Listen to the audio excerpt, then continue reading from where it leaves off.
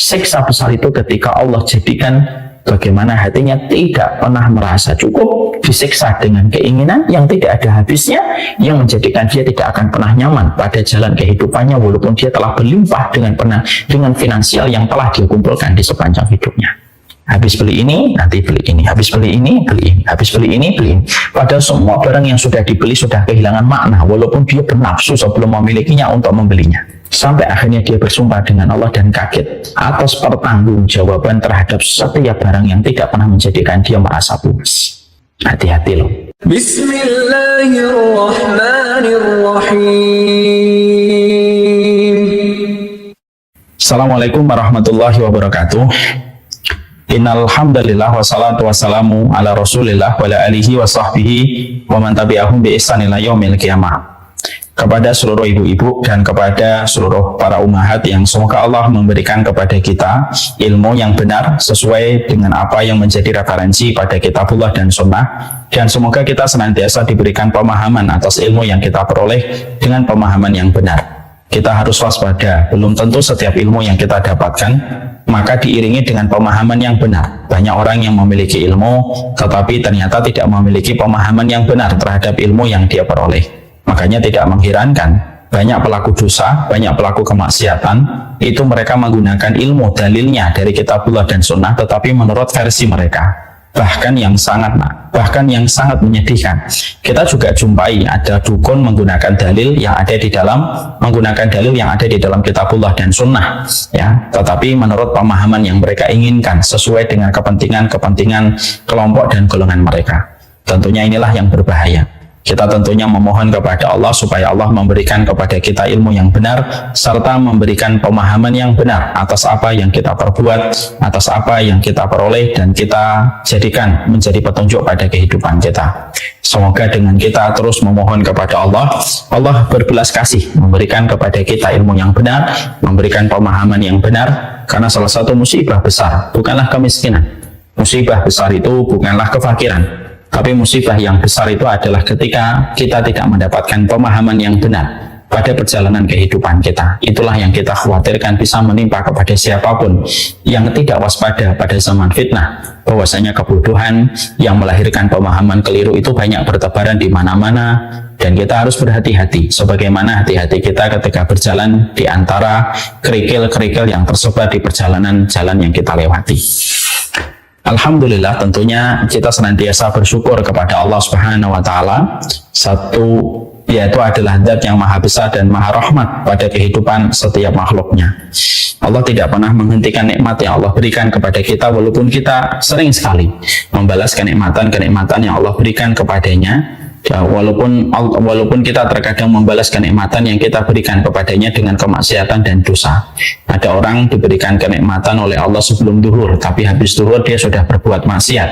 Ada orang yang mereka diberikan anugerah oleh Allah sebelum asar, tetapi sesudah asar dia sudah bermaksiat kepada Allah. Tapi itu pun tidak pernah menjadi alasan bagi Allah menghentikan laju nikmatnya yang Allah berikan dan Allah tetapkan untuk kita. Allah tetap memberi nikmat itu pada kehidupan kita untuk memberi makna, untuk memberi arti betapa besarnya rahmat Allah kepada kehidupan setiap makhluknya. Kita tidak bisa membayangkan kalau kita memiliki Allah yang pemarah. Mungkin setiap ada manusia yang melakukan sebuah dosa, maka seketika pula Allah akan melumat makhluknya itu. Kita tidak bisa membayangkan kalau Allah yang kita sembah tidak memiliki sifat rahmat. Mungkin kehidupan kita akan berantakan karena kita sedikit melakukan kesalahan, maka kita terancam dengan sesuatu yang membuat kita celaka di dunia dan di akhirat. Tapi beruntungnya kita mendapati Allah pemurah, Allah dapati sebagai zat yang pengasih. Kita juga dapati pula bahwasanya Allah itu merupakan zat yang terus memberikan rahmat kepada setiap makhluknya. Semoga dengan kenikmatan kita mengenal Allah menjadikan kita bersyukur, karena tidak ada anugerah paling besar, yang senantiasa kita syukuri kecuali kenikmatan ketika kita telah mengenali Allah, mengimani Allah, dan semoga kita bisa menghadirkan Allah dalam setiap perjalanan kehidupan kita. Amin insyaallah. Kita akan meneruskan kajian kita, yaitu kajian tafsir. Tentunya kita paham bahwasanya kajian tafsir ini merupakan salah satu rumpun ilmu di mana sangat mulia dari rumpun ilmu bernama tafsir itu. Karena yang menjadi objek dari rumpun ilmu yang kita pelajari, objeknya adalah kitabullah. Dan sesungguhnya tidak ada kesimpulan kecuali kesimpulan itu berdasarkan kepada setiap firman Allah yang termaktub di dalam Al-Quran. Tidak ada yang mengalahkan ilmu tafsir, tidak ada yang mengalahkan bagaimana kita mempelajari tafsir setiap surat. Terutama ketika kita paham bahwasanya interaksi yang benar kita kepada Al-Quran yaitu bukan hanya menghafalkannya, bukan hanya membacanya, karena orang munafik juga membaca, orang munafik juga mereka menghafal sebagian. Tapi sesungguhnya interaksi yang paling benar ketika kita berhadapan dengan Al-Quran, mengetahui maknanya, berusaha menghafalkannya, berusaha untuk membacanya, dan berusaha untuk memahami artinya, lalu menjadi petunjuk bagi kehidupan kita. Kalau di situ ada sebuah petunjuk untuk melakukan satu perbuatan, kita melakukan perbuatan. Kalau di situ ada sebuah dosa, maka kita tinggalkan. Dan itulah bagaimana berinteraksi yang benar kepada Al-Quran. Hati-hati apabila kita berinteraksi pada Al-Quran dengan metode dan jalan yang salah. Makanya kita khawatir terhadap sebuah sabda yang disampaikan oleh Rasulullah, aksaru munafiki hadhil ummah qurra'uha. Munafiknya umat ini ternyata banyak dari orang-orang yang mereka itu hafal Al-Quran. Kenapa? Banyak orang hafal Al-Quran ternyata bisa jatuh dan terperosok menjadi munafik. Karena sesungguhnya mereka tidak mentadaburi maknanya, tidak memahami maknanya, dan tidak menjadikan Al-Quran itu menjadi petunjuk. Ini yang kita khawatirkan. Inilah yang menjadi sebuah kewaspadaan untuk kita. Jangan sampai Quran itu justru menjerumuskan kita kepada perilaku kemunafikan, karena ternyata apa yang kita hafalkan dan yang kita baca justru kita tentang pada eksekusi kehidupan kita, ketika kehidupan kita justru bertolak belakang dengan apa yang kita baca di dalam Al-Quran. Karena kita khawatir terhadap itu, maka inilah yang menjadikan kita mempelajari Al-Quran untuk menjadi petunjuk bagi kehidupan kita. Karena Quran itu sebaik-baik teman. Dan bacalah Al-Quran, pelajarilah Al-Quran seakan-akan Al-Quran itu diturunkan untuk kita. Jadi kalau kita mempelajari surat Al-Ma'un, anggap bahwasanya surat Al-Ma'un itu diturunkan untuk kita. Kalau kita membaca surat Al-Ikhlas, maka kita persepsikan dan kita posisikan diri kita seakan-akan surat Al-Ikhlas turun kepada kita. Iqra'il Quran ka'annaka unzila ilaika. Maka bacalah Al-Quran, pelajarilah Al-Quran seakan-akan Al-Quran itu diturunkan untuk kita. Dan itu yang bisa menjadikan kita nanti jujur untuk menjadikan Al-Quran itu petunjuk pada perjalanan kehidupan kita. Sekali lagi ya, saya juga mengatakan kepada kita semuanya apa yang dikatakan oleh Syekh Utsaimin.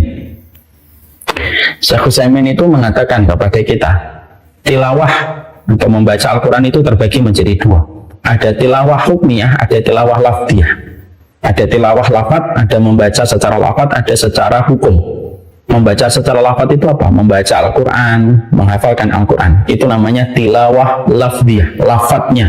Setiap lafadznya kita baca.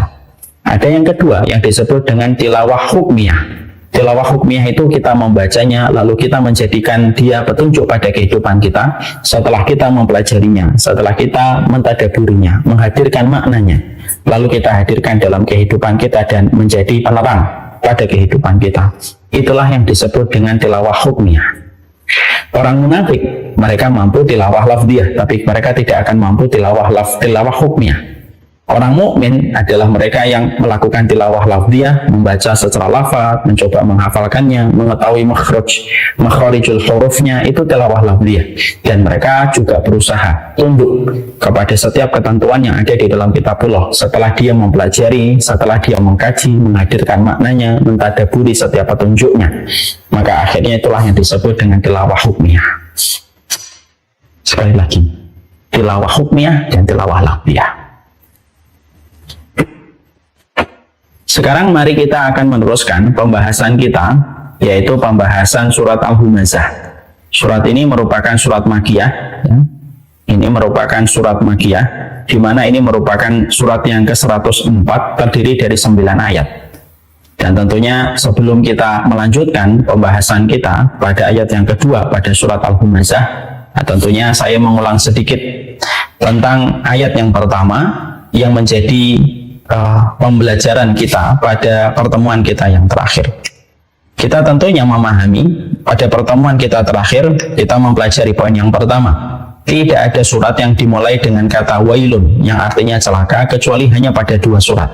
Yang pertama yaitu adalah surat Al-Mutaffifin, wailul lil mutaffifin, yaitu celakalah mereka yang mengurangi timbangan dan takaran. Dan yang kedua surat yang ke-109 yaitu 104, yaitu adalah surat Al-Humazah, ketika Allah berfirman pada ayat yang pertama, wailul likulli humazatil lumazah, yaitu celakalah sekali mereka yang senantiasa menjadi pengumpat, sekali lagi ketika mereka menjadi pencela.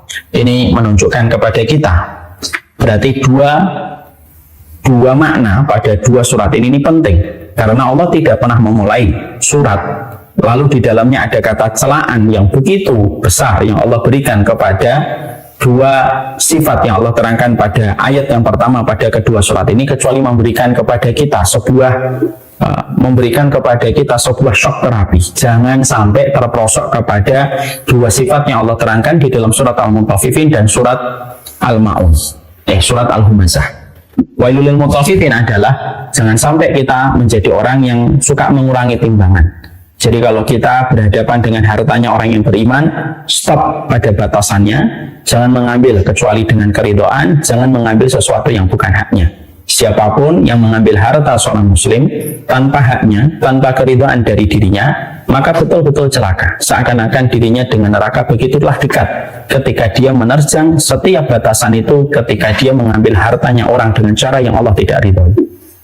Walaupun cuma mengurangi timbangan sekalipun, maka itu pun menjadi sesuatu yang besar di sisi Allah.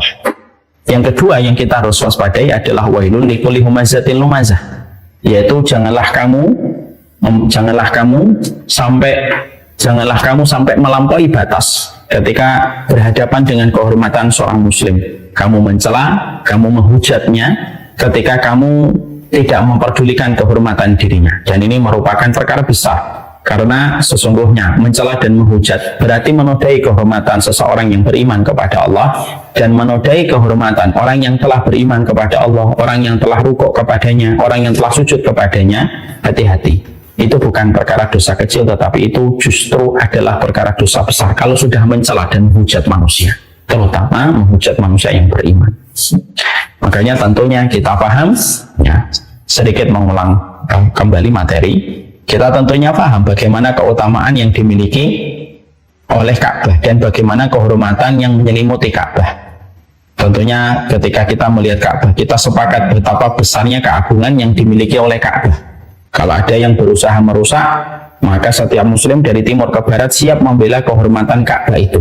Siapapun yang ingin membakar, siapapun ingin merusak kepada kehormatan Ka'bah, semua orang sepakat untuk mengorbankan dirinya untuk membela kehormatan Ka'bah, karena itu termasuk salah satu syiarnya Allah di atas muka bumi. Tapi tahukah kita, ketika Rasulullah SAW pernah berada di depan Ka'bah, maka Rasulullah mengatakan, wa ma'a'adhamu hurmatuk. Rasulullah mengatakan, wahai Ka'bah, betapa besarnya kehormatan yang dimiliki oleh dirimu. 5 makna Rasulullah mengatakan itu. Wa hurmatul mu'min a'dhamu min hurmatika. Maka Rasulullah lalu berkata, walaupun keagunganmu begitu besar wahai Ka'bah, kehormatan seorang muslim itu sejatinya jauh lebih besar daripada kehormatan dirimu wahai Ka'bah. Ini menunjukkan kepada kita bahwasanya kehormatan seorang mukmin, kehormatan ibu, kehormatan saya, kehormatan Pak Asep, kehormatan Pak Bambang, kehormatan Pak Agus, dan saudara nama, itu begitu besar di sisi Allah. Siapapun yang mereka telah mengambil kehormatan seorang mukmin, mencelanya, menghujatnya, maka dia telah melakukan perkara hal yang besar, jauh lebih besar daripada merusak Ka'bah. Yang kita sepakat itu dosa yang sangat besar ketika ada orang yang kalau ada orang yang biadab melakukan itu. Nah, inilah yang menjadikan kita paham betul. Kalau sudah berhadapan dengan dua, tahan diri kita. Kalau itu merupakan hartanya seorang mukmin, tahan dirimu. Jangan ambil apapun pesonanya, apapun godaannya, jangan diambil kalau itu hartanya seorang mukmin yang bukan hartamu, sampai kamu mendapatkan keridhaan darinya. Yang kedua, kalau sudah berkaitan tentang kehormatan seorang mukmin, dia sujud, dia rukuk kepada Allah, dia secara zahir beriman kepada Allah, berhenti. Jangan menodainya, jangan mencelanya. Karena setiap celaan dan hujatan yang kamu tujukan kepadanya, mungkin dia tidak mengetahui hujatan dan celaan yang kamu berikan. Tapi sesungguhnya hujatan dan celaan itu pada dasarnya akan ditegakkan pengadilan Allah, dan bisa jadi seluruh amal kita akan berisiko mengganti setiap celaan dan hujatan yang pernah kita berikan kepada mereka yang beriman kepada Allah. Inilah yang menjadikan kita harus paham. Ngaji, silakan ngaji. Tapi tidak usah nyela. Walaupun sama ustadz yang mungkin kamu tidak suka.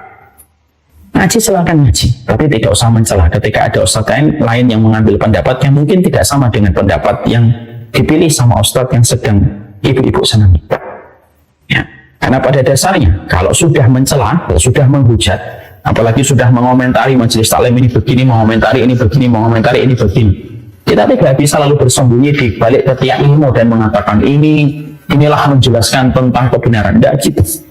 Walaupun manusia memberikan berbagai macam bumbu penyedap, tapi ketika di balik bumbu itu adalah sebuah perbuatan untuk mencela dan menghujat, tetap itu adalah perbuatan dosa besar. Walaupun mungkin manusia sering mendatangkan alasan dan udzur ya, untuk membenarkan perilaku yang dia lakukan.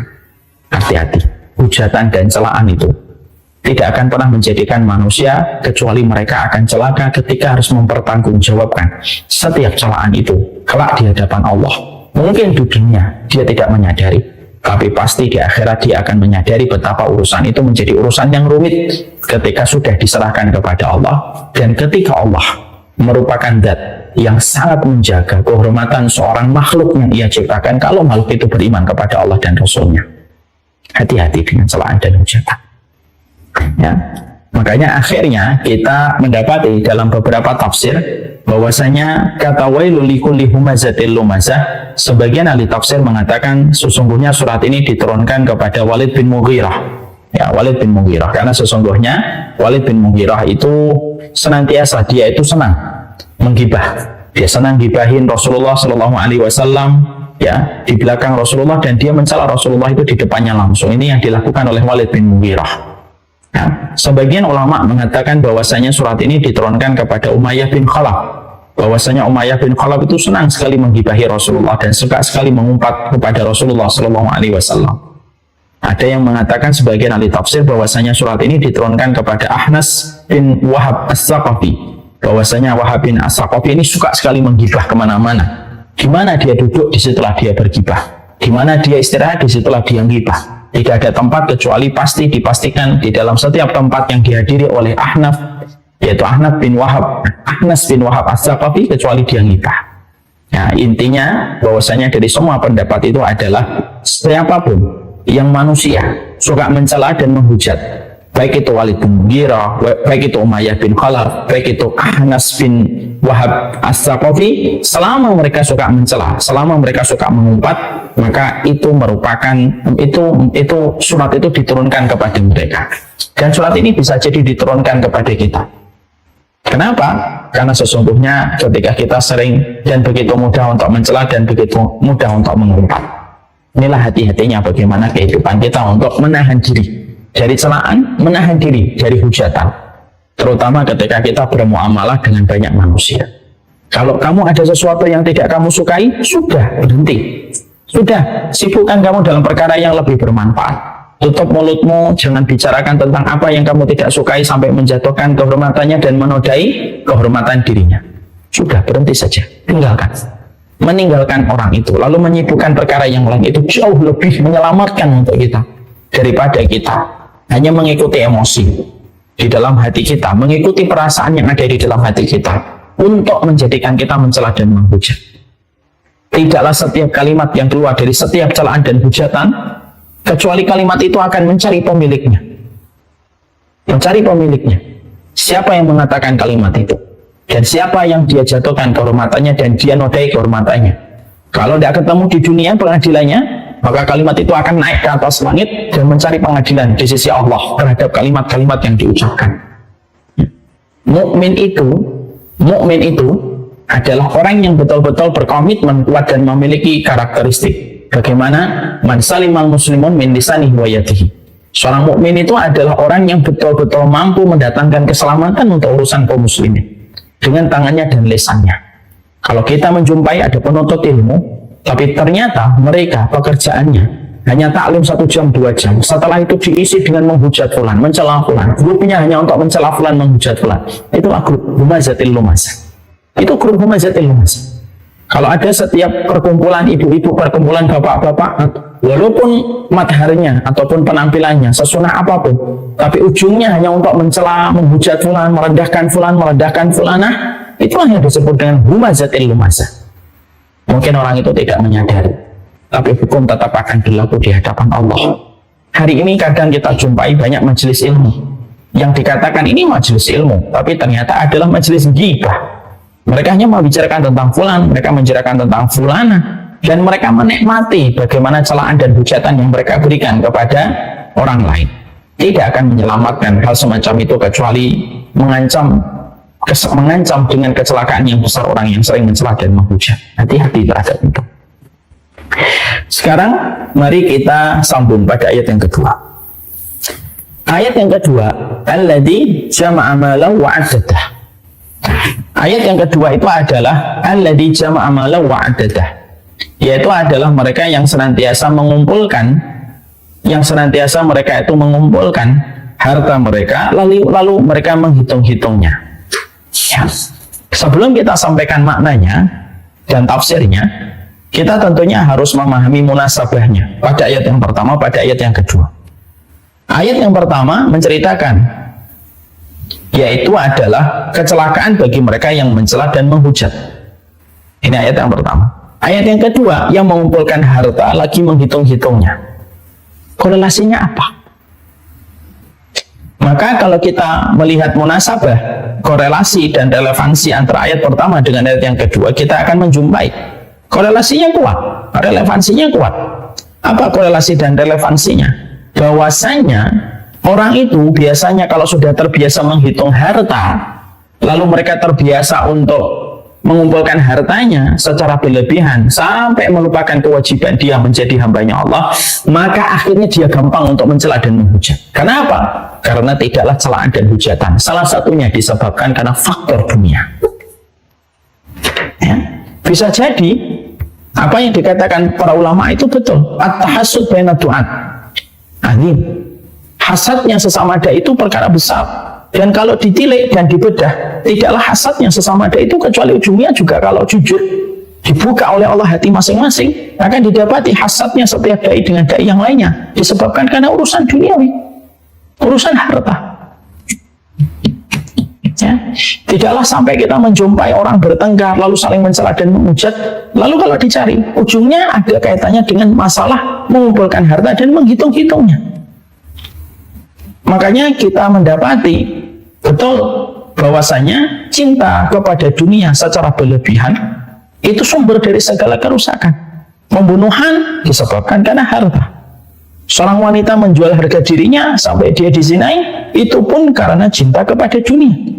Dan tidaklah seseorang terperosok kepada celaan dan hujatan, itu juga karena dunia. Pebisnis menghujat pebisnis yang lain, kalau ditelusuri ternyata urusannya adalah masalah uang. Seorang penuntut ilmu dengan sesama dai dan dai ternyata ada hubungannya dengan uang.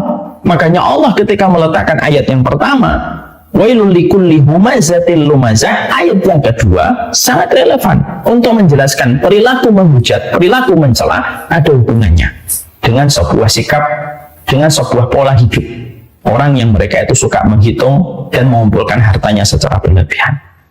Ya. Nah, ini menjadikan kita memahami munasabah korelasi antara ayat pertama dengan ayat yang kedua. Tentunya mari kita bedah ayat yang kedua setelah kita menyampaikan korelasi antara ayat yang pertama dengan ayat yang kedua.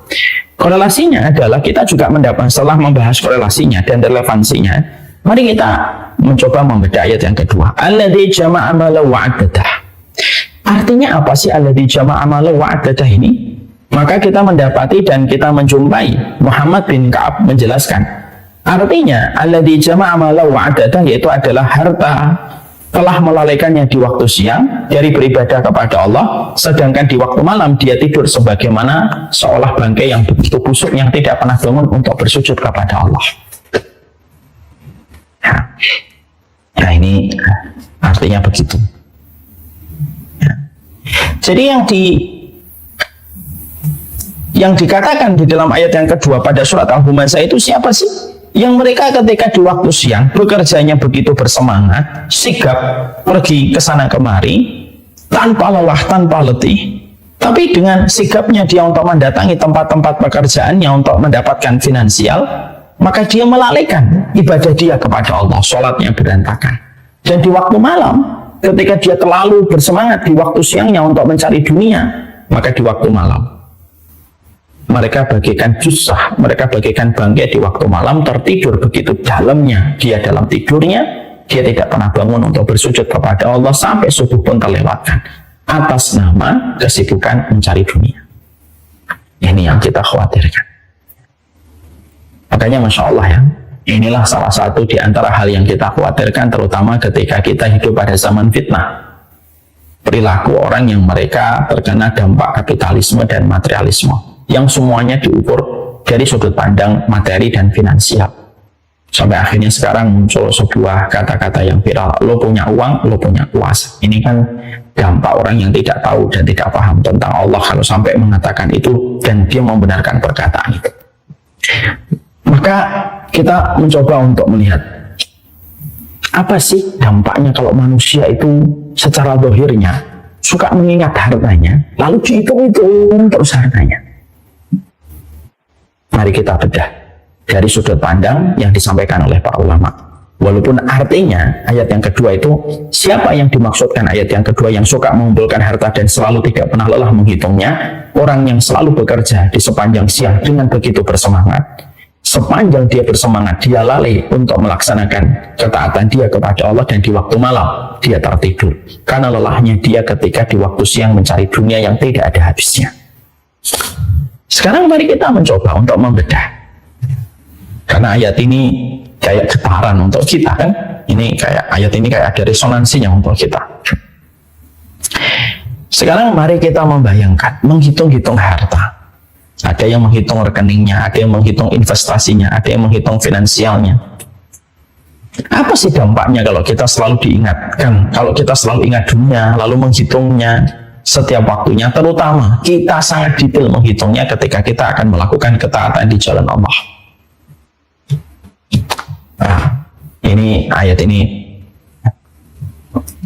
membawa getaran khusus ini untuk kita semuanya. Maka dampak yang didapatkan kalau ada orang yang memiliki perilaku, pola di dalam hidupnya untuk menghitung hartanya. Yang pertama, orang yang senantiasa mereka menghitung-hitung hartanya dan tidak pernah lelah bersemangat untuk mengumpulkannya dengan berbagai macam niat, ya, yang dia datangkan untuk hatinya dan pikirannya. Niatnya supaya dia kaya, supaya nanti punya warisan, supaya dia bisa menikmati hidup, dengan niatan-niatan yang salah, ya. Maka dampak yang pertama, orang yang selalu memikirkan dunia dan selalu menghitung-hitung dunia, maka yang pertama, orang semacam itu akan mendapatkan dampak secara langsung bagaimana Allah jadikan pikirannya Allah jadikan pikirannya itu tidak akan pernah merasa cukup dengan berapapun yang dia telah peroleh, karena dia selalu akan merasa kurang di depan kedua bola matanya. Dia tidak akan pernah merasa cukup. Ini yang kita khawatirkan kalau kita selalu menghitung harta jauh lebih sering daripada kita menghitung amal kita di hadapan Allah. Mana dalil untuk perkara itu? Yaitu ketika Allah menyampaikan kepada kita di dalam satu riwayat yang sahih, "Man kanat hammuhu dunya ja'alallahu faqrahu baina 'ainaihi wa farraqa 'alaihi syamlahu wa lam ya'tihi dunya illa ma qaddara lahu." Allah itu menyampaikan, siapapun manusia yang pola pikirnya, obsesinya hanya tertuju untuk dunia, hanya itu saja. Dia bangun tidur, dia tidur kembali, dia melakukan hobi, dia mengembangkan circle, dia mengembangkan link, sampai dia belajar lagi dan belajar lagi. Tapi selalu yang menjadi tujuan pertama dari semua aktivitas yang dia lakukan hanya bermuara supaya memastikan finansialnya itu berkembang dan bertambah banyak. Maka siapapun yang memiliki sifat dan pola hidup yang semacam itu, kata Rasulullah, Allah memberikan kepadanya 3 balasan langsung. Apa itu? Ja'alallahu faqrahu baina 'ainaihi. Allah akan menjadikan kacamata kefakiran itu tepat di kedua belah matanya, sehingga dia tidak akan pernah merasa cukup. Semakin menghitung, semakin Allah cabut rasa cukup. Semakin kita meletakkannya dengan yang wajar dan tidak terlalu menghitungnya, semakin menjadi salah satu sebab Allah bisa mencukupkan hati kita. Ya. Jadi semakin menghitung itu semakin akan merasa kurang. Telah terkumpul 2, lalu bertanya kapan 2,5. Telah terkumpul 2,5 akan berpikir dan mengatur strategi bagaimana bisa menjadi 3. Terus dan akhirnya dia akan mendapatkan salah satu siksa besar. Dan siksa besar itu bukan hanya ketika seorang manusia menderita ini, menderita penyakit itu, bukan. Siksa besar itu ketika Allah jadikan bagaimana hatinya tidak pernah merasa cukup, disiksa dengan keinginan yang tidak ada habisnya, yang menjadikan dia tidak akan pernah nyaman pada jalan kehidupannya walaupun dia telah berlimpah dengan finansial yang telah dia kumpulkan di sepanjang hidupnya. Dan saya sudah berulang-ulang mengatakan, orang itu kalau tidak disukai oleh Allah, salah satunya apa? Allah campakkan hidupnya dan Allah jadikan dia tidak pernah cukup dengan seluruh keinginan. Habis beli ini, nanti beli ini. Habis beli ini, beli ini. Habis beli ini, beli ini. Padahal semua barang yang sudah dibeli sudah kehilangan makna, walaupun dia bernafsu sebelum memilikinya untuk membelinya. Tapi setelah dibeli, kegembiraan dari barang itu hanya bertahan 1, 2 bulan, 3 bulan. Setelah itu dia berkeinginan lagi untuk dapat yang lain. Dan akhirnya hidupnya hanya berpindah dari satu bayangan benda dan satu bayangan benda, tidak ada putusnya. Sampai akhirnya dia bersumpah dengan Allah dan kaget atas pertanggungjawaban terhadap setiap barang yang tidak pernah menjadikan dia merasa puas. Hati-hati loh terhadap sebuah gejala hati yang ditinggalkan oleh Allah. Gejala hati yang ditinggalkan oleh Allah adalah tidak pernah merasa cukup dan selalu akan memiliki keinginan yang tidak ada putusnya. Ketika keinginan itu sudah didapatkan, akan lahir keinginan baru, dan itu faktor yang pertama. Faktor yang kedua, kalau ada perilaku orang suka menghitung terus, mengumpulkan hartanya di waktu siang sampai dia melalaikan kewajibannya kepada Allah, lalu sampai akhirnya di waktu malam dia membusuk sebagaimana jenazah yang tidak pernah bangun untuk tersungkur kepada Allah. Yang kedua, Allah akan menjadikan urusannya itu dipecah-pecah oleh Allah. Kenapa? Orang yang mencintai dunia, maka siapapun yang telah bergantung kepada sesuatu selain Allah, maka sesuatu yang dia bergantung itu akan menjadikan dia itu berantakan. Kenapa? Allah akan menguji pada apa yang dia cintai. Kalau apa yang dia cintai itu menjadi tanggung Allah, justru yang dia cintai itu akan merusak kehidupannya. Orang mencintai seorang wanita berlebihan, melebihi cintanya dia kepada Allah, dijadikan wanita itu menyiksa di sepanjang hidup. Perempuan mencintai laki-laki secara berlebihan, lebih daripada cintanya dia kepada Allah, Allah akan jadikan laki-laki itu menyiksa dirinya dengan berbagai macam problematika yang tidak ada habisnya. Laki-laki dan perempuan mencintai harta lebih daripada mereka mencintai Allah, Allah akan jadikan harta itu memporak-porandakan semua kualitas hidupnya. Maka yang kedua, wafarraqa alaihi syamlahu, Allah memecah belah urusan kehidupan dunia itu, dipecah-pecah oleh Allah. Kenapa? Karena dia bergantung kepada sesuatu yang menjadi tandingan Allah. Dan tandingan Allah itu bukan hanya berhala, harta yang dipuja, harta yang dijunjung. Sebagaimana dia menjunjung Allah, maka harta itulah yang akan menjadi tandingan bagi Allah, dan harta itulah yang Allah akan jadikan hartanya itu menyiksa dirinya. Kalau bahasanya Nabi itu wa farraqa alaihi syamlahu, dijadikan semua urusannya berantakan. Ya, makanya akhirnya kita menjumpai kan, kalau sudah urusannya adalah dunia terus menerus, ya semuanya akan ditangkap dalam urusan finansial. Saya sekolahkan di sini, nanti saya dapatnya berapa? Nanti anak saya keluarnya jam berapa? Keluarnya nanti kapan? Nanti anak saya bisa mendatangkan pekerjaan dan profesinya kapan? Kapan balik untung terhadap semua yang sudah saya bayarkan? Akhirnya hilangnya sifat rahmat di antara manusia kalau semuanya sudah ternodai dengan dunia yang selalu dihitung dan selalu dikumpulkan melebihi ketaatan kepada Allah. Insyaallah hubungan istri dengan suami jadi hilang, hubungan anak dengan orang tua jadi hilang. Makanya kan kita sering sekali mendapatkan sketsa-sketsa yang katanya Berdasarkan kasus-kasus yang sudah sangat marak di Jakarta, ada seorang suami istri, suaminya terlalu sibuk bekerja, istrinya malah berkhianat ketika dia berselingkuh. Sebagaimana sang istri juga tahu bahwasanya suaminya berselingkuh dengan perempuan-perempuan yang dia sewa, dia seakan menutup mata terhadap apa yang dilakukan suaminya. Bukankah ini hilang arti rahmat pada kehidupan? Anak membenci orang tuanya, tidak sedikit anak yang sekarang begitu membenci orang tuanya, mengumpat, mencela orang tuanya. Padahal anak ini semenjak kecil diberikan harta yang begitu berlimpah sama orang tuanya. Tapi justru harta itu tidak menjadikan anak itu dekat dengan orang tuanya, tapi justru harta itu menjadi bridging anaknya membenci orang tuanya.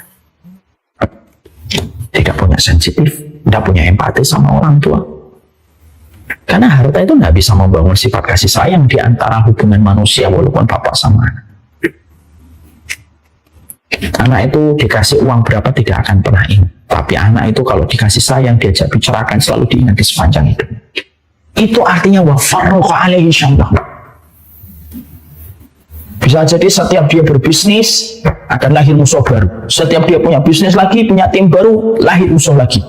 Berbisnis lagi, lahir musuh baru. Akhirnya apa? Sepanjang dia berbisnis, sepanjang itu musuh-musuhnya itu dia miliki. Karena apa? Selalu menimbulkan konflik setiap berbisnis. Tapi itu kalau sudah menjadikan dunia itu puncak dari segala obsesi keinginan diri manusia. Wa farraqa alaihi syamlahu. Saya pecah belah semua urusannya. Nah, kalau sudah dipecah belah sama Allah, gimana kita akan bisa? Gimana kita akan bisa menghadapi? Menghadapi manusia masih bisa menang. Menghadapi makarnya manusia masih bisa kita atur dengan strategi planning A, planning B. Nah, menghadapi apa yang Allah kerjakan ketika Allah sudah mengatakan lewat lisan nabinya, wa farraqa alaihi syamlahu, dipecah belah sama urusannya. Nah, terus siapa yang bisa menghadapi Allah kalau Allah sudah memecah belah urusannya? Kan? Sampai kita sering jumpai kan, ada seorang bapak, anaknya terkena narkoba, bapaknya tidak lagi mengakui anak itu sebagai anaknya. Anaknya pun membalas dendam, dia tidak pernah mengakui bapaknya itu sebagai bapaknya. Sepanjang hidupnya dia dendam sama bapaknya. Bapaknya pun secara tidak sadar selama hidupnya selalu terus mengikuti nafsunya, syahwatnya, walaupun mendapatkan uang yang banyak. Lalu tanpa dia sadari semua syahwat yang dia luapkan itu kepada perkara yang haram itu semakin menjauhkan dia dari anaknya. Terus saja semacam itu kasus-kasus sering terjadi. Dan itu arti dari apa yang Allah sampaikan lewat Nabi. Kamu ngumpulin harta terus ngumpulin terus dengan atas nama apapun itu.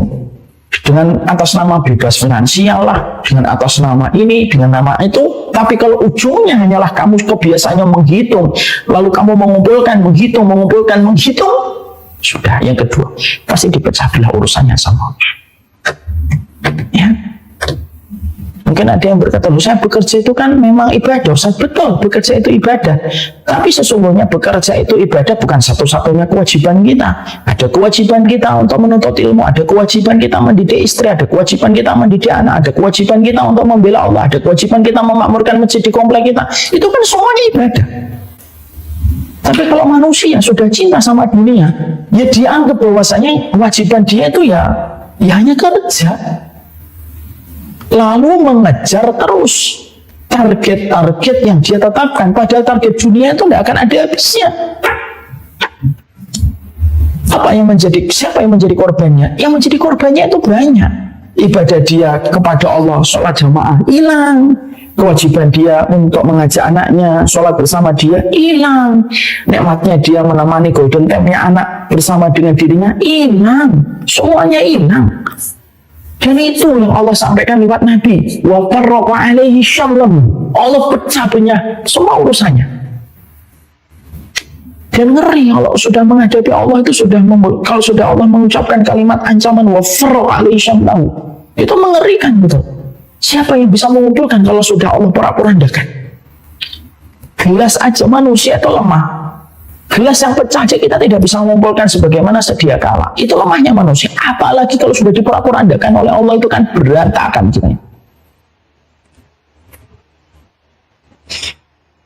Dan itu sudah peringatan tegas dari Allah. Ya. Selesai? Belum. Lanjutkan lagi perkataan Rasulullah.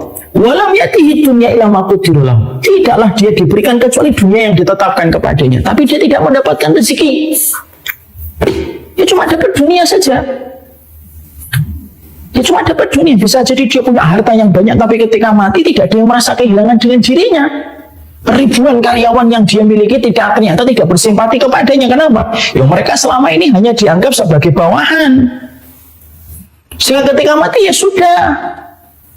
Jadi hanya mendapatkan dunia dari finansial, profit perusahaannya, tapi tidak lebih daripada itu. Rezeki teman tidak ada, rezeki sahabat tidak ada, rezeki orang yang merasa kehilangan ketika dia wafat tidak ada, rezeki istrinya yang solihah tidak ada, rezeki anaknya yang nanti akan terus mendoakan dia tidak ada. Justru hilang semuanya. Rezeki anaknya rebutan warisannya. Orang-orang di sekitarnya tidak peduli kalau dia sudah mati, bahkan merasa biasa aja dengan kabar kematiannya. Itu yang dinamakan dikasih dunia tapi nggak dikasih rezeki. Mungkin dapat dunianya. Sama dengan orang yang dia bekerja, terus-terusan dia bekerja. Apapun kalau sudah pekerjaannya, dia dahulukan, bahkan mendahulukan apapun. Lebih mendahulukan daripada Allah, lebih mendahulukan daripada keluarganya. Lalu terus bertahun-tahun kehidupannya semacam itu. Apa yang terjadi? Kalaupun dia mati, orang lain itu merasa biasa dan orang siap menggantikan posisinya secara cepat. Baru aja dikuburkan hari itu, sore harinya sudah diangkat orang yang menggantikan dirinya. Kenapa? Cuma dikasih dunia, nggak dikasih oleh Allah rezeki. Dan betapa kita ini sedihnya. Berapa banyak orang yang berlapang dunia tetapi fakir rezeki. Walaupun duitnya banyak, tapi fakir rezekinya. Padahal orang mukmin itu harusnya lapang rezekinya. Lapang rezekinya, dan bisa jadi orang yang beriman itu lapang rezekinya dan mereka juga mendapatkan dunia. Tapi rezekinya lebih dominan daripada dunianya. Kenapa? Ada perbedaan yang sangat berbeda antara rezeki dengan dunia. Rezeki itu maknanya positif, dunia itu maknanya negatif. Sampai dibawa pada ketaatan, barulah itu menjadi rezeki. Jadi kalau orang akhirnya senantiasa ngikut, senantiasa ngumpulin, ngitung, terus saja yang dilakukan hanya untuk ngumpulin, ngitung terus dia. Setiap harinya tidak pernah lepas dari itu. Hari ini sudah berapa? Hari ini tambah berapa? Hari ini tambah berapa? Sudah.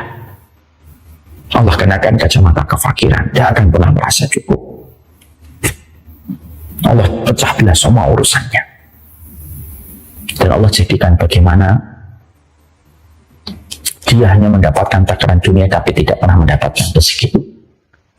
Bapak dan ibu-ibu yang semoga Allah rahmati, saya ini punya kisah nyata. Ada seorang yang beliau ini bekerja di sebuah tempat yang cukup basah, dalam tanda petik, dapat dunia itu gampang.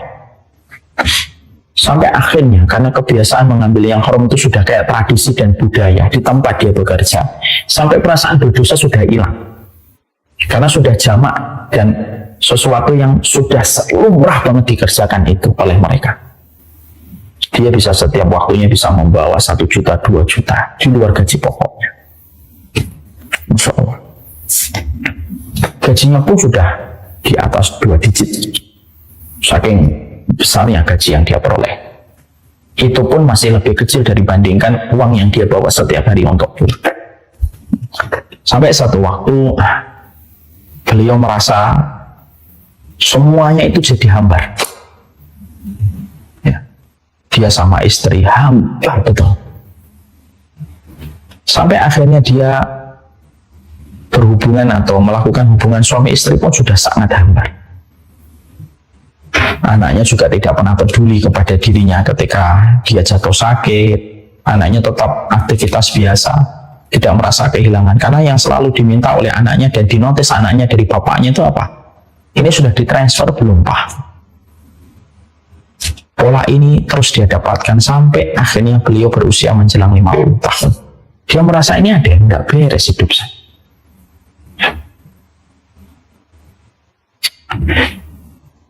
Lalu beliau akhirnya merenung dan akhirnya beliau melakukan sebuah keputusan yang cukup besar untuk hidupnya beliau. Beliau berhenti dari pekerjaannya walaupun sebenarnya beliau belum masa pensiun, masih agak lama, 5 tahun sampai 6 tahun baru pensiun. Lalu akhirnya dia mencoba untuk menyedekahkan sebagiannya, lalu mencoba untuk berpikir ulang tentang harta.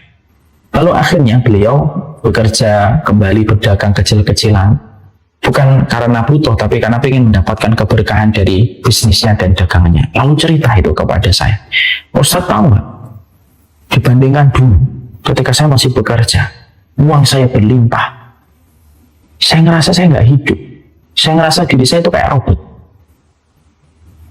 Tapi ketika saya akhirnya bekerja sederhana, walaupun tidak semelimpah dulu, saya kembali mendapatkan apa yang tidak pernah saya dapatkan sebelumnya.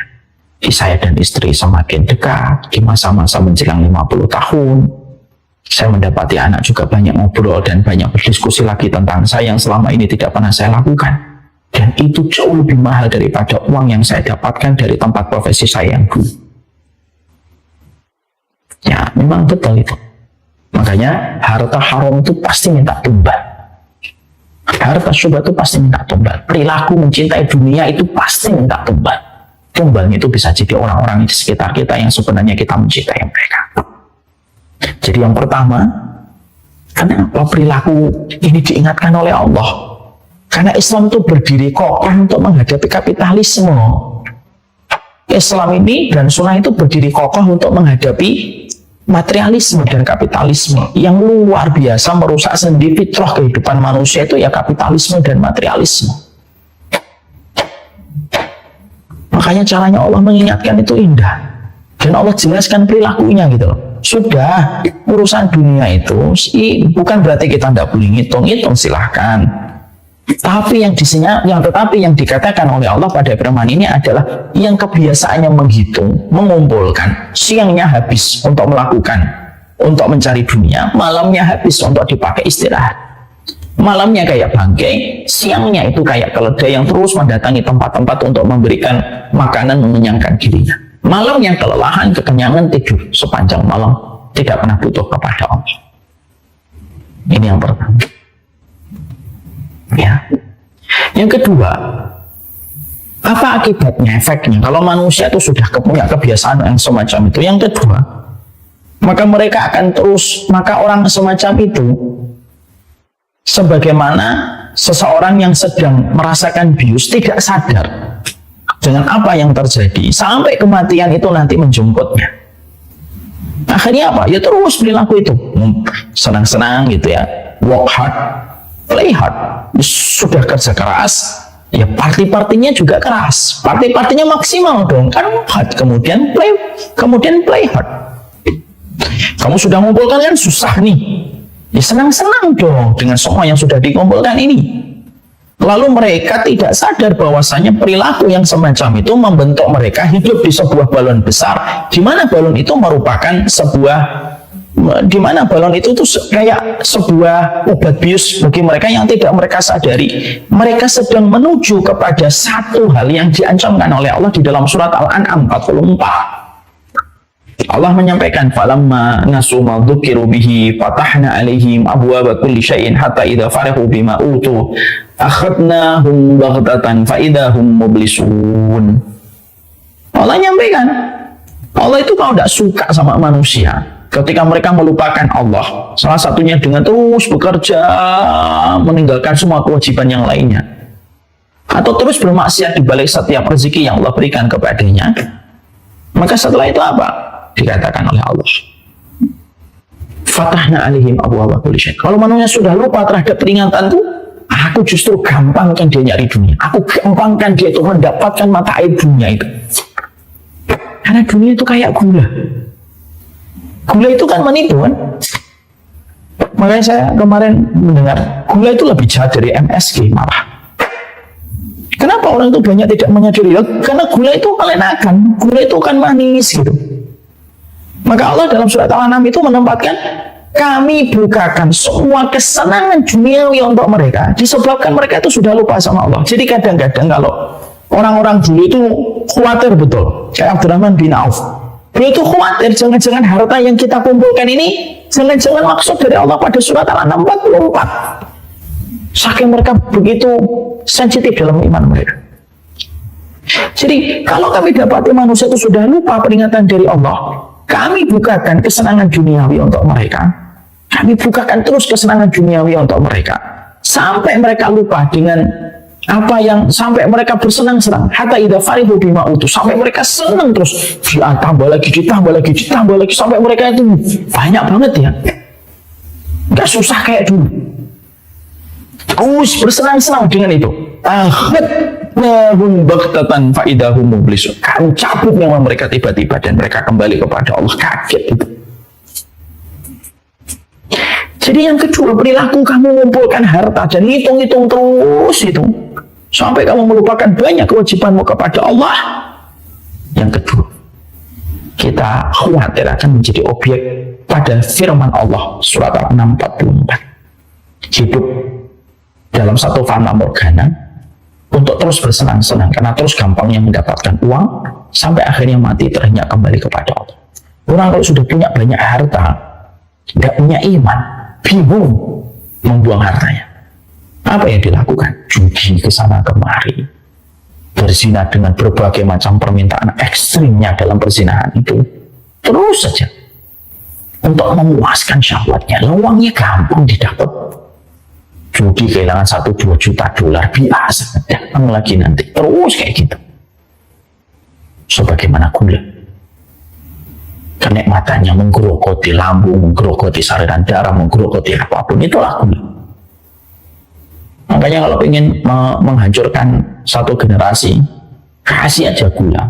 Anak-anaknya kena sugar rush. Sampai sekarang kita menjumpai naudzubillah min dzalik, anak-anak masih muda tapi sudah kena diabetes. Karena gula itu semacam itu mengkhawatirkan. Perumpamaan surat Al-An'am itu pas banget kalau dibawa kepada sebuah analogi gula. Ya gula terus, akhirnya apa? Tambah haus terus. Dan akhirnya semuanya merusak. Dan itu yang kedua. Perilaku menghitung harta itu luar biasa. Kalau tidaklah menghitung harta itu, terus-terusan itu meninggalkan efek yang buruk, tidak mungkin Allah sampaikan pada ayat yang kedua di dalam surat Al-Humazah. Itu yang kedua. Yang ketiga dan ayat yang keempat insya Allah akan kita bahas pada pertemuan berikut. Jadi kita baru mempelajari dua. Apa sih akibat efeknya ketika kita selalu menghitung-hitung ayat-ayat Allah, selalu menghitung-hitung dunia dan selalu mengumpulkannya tidak pernah lelah. Allah akan menjadikan kita merasa kurang, Allah menjadikan kita dipecah-pecah segala urusan kehidupannya, dan tidaklah yang datang kepadanya kecuali dunia, tetapi dia tidak mendapatkan rezeki. Ini pertama. Yang kedua, orang yang terus mengumpulkan hartanya dan menjadikan harta, benda, posisi, jabatan itu tandingan bagi Allah, maka yang kedua, Allah akan jadikan bagi diri mereka, yaitu adalah Allah akan jadikan diri mereka sebagaimana mendapatkan gula yang terus-menerus tampaknya manis tetapi menggerogoti kesehatan dirinya. Lalu mereka akan terus mengumpulkan, lalu terus berpesta dengan sebuah slogan work hard, play hard itu yo qadarullah yo pas dengan surat Al-An'am 44 itu. Yang kita khawatirkan bisa menimpa kepada siapapun. Dan akhirnya tidak ada kerugian kecuali adalah kembali kepada mereka yang terus mengumpulkan, yang kembalinya kepada siapa? Yang terus mengumpulkan sayapnya seekor lalat. Itulah dunia. Semoga Allah menjaga kita, Allah menjaga para dai, Allah menjaga orang-orang yang beriman dari fitnahnya dunia. Tidak ada kerusakan yang paling besar kecuali setiap kerusakan dimanapun itu disebabkan karena kerakusan manusia terhadap dunia. Anak membunuh, anak bermusuhan, wanita menjual dirinya, semuanya itu kalau dibedah, semua yang terjadi dari kesalahan manusia itu selalu ada hubungannya dengan kata dunia. Alladzi jama'a malahu wa 'addada. Semoga Allah menjadikan hati kita tidak menjadikan dunia menjadi obsesi terbesar kehidupan kita. Allahumma la taj'alid dunya akbaru hamina wa la mablagha ilmina. Ya Allah, janganlah Engkau menjadikan dunia menjadi puncak terbesar obsesi kehidupan kami, dan janganlah Engkau menjadikan ilmu